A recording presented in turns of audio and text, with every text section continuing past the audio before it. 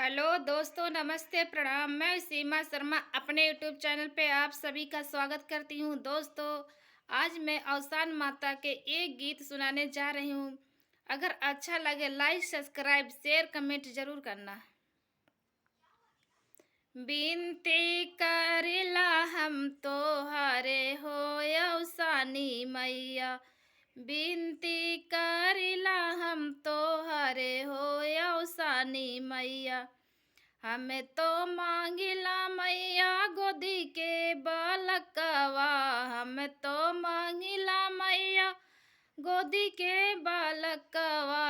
अरे बेटावा से होई है पतोहे हो अवसानी मैया। अरे बेटावा से होई है पतोहे हो अवसानी मैया। बिनती करिला हम तो हारे हो अवसानी मैया। बिनती करिला हम तो हारे हो अवसानी मैया। हमें तो मांगिला मैया गोदी के बिटियावा। हमें तो मांगिला मैया गोदी के बिटियावा।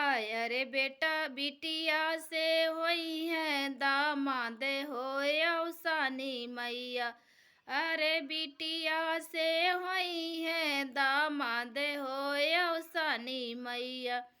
बिनती करिला हम तो हारे हो अवसानी मैया।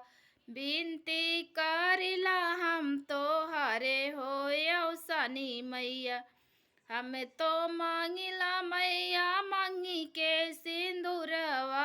हमें तो मांगिला मैया मांगी के सिंदूरवा। अरे जुगे जुगे जिए यही बात हो अवसानी मैया।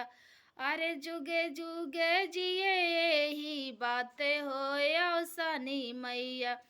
बिनती करिला हम तो हारे हो अवसानी मैया।